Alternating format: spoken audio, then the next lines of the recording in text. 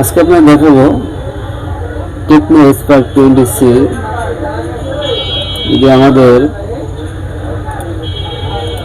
ডিসপ্লেতে লাইট না আসে, অনেক সময় ওয়াটার ড্যামেজের কারণে আসে না, তারপর লাইটিং কয়েল কেটে যায়,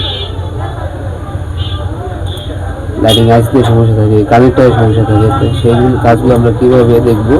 এটা হচ্ছে আমাদের ডিসপ্লে কানেক্টর।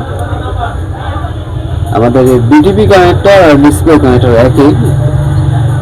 এটা আমাদের এলসিডি কানেক্টর।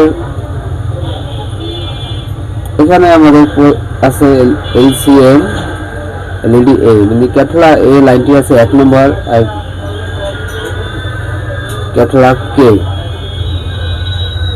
এলইডি কে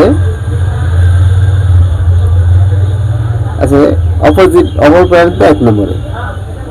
আর আমাদের ডিআইএসপি পিডব্লিউএম লাইন, এটা হচ্ছে আমাদের 1 2 3 4 5 6 7 8 9 10 11 12 13 14 15 16। আমাদের 16 নম্বর লাইনটি হচ্ছে পিডব্লিউএম লাইন।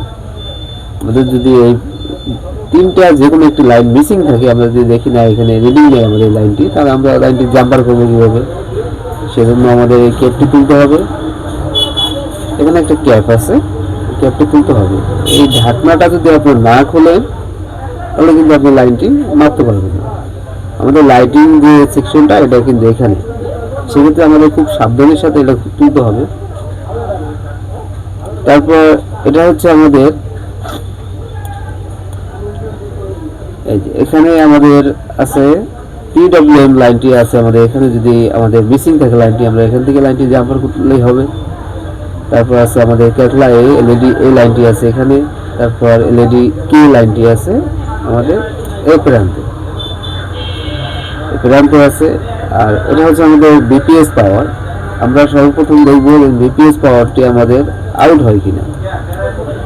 ঠিক আছে, বিপিএস পাওয়ার এখানে কিন্তু একটা কয়েল আছে, তারপরে আইসি আছে। আমরা এখান থেকে বিপিএস পাওয়ারটি আমাদের লাইটিং কম্পার্টমেন্টের ভিতরে ঢুকছে। বেশিরভাগ ক্ষেত্রে আমাদের কিন্তু এখানে এই কয়েলটি ফিউজ হয়ে যায়।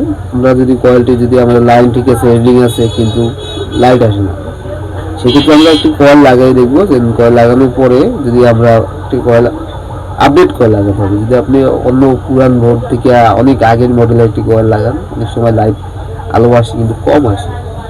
সেক্ষেত্রে একটা আপডেট কয়েল যদি আপনি লাগান, কিন্তু আপনার লাইটটি পারফেক্টভাবে একইভাবে আসবে।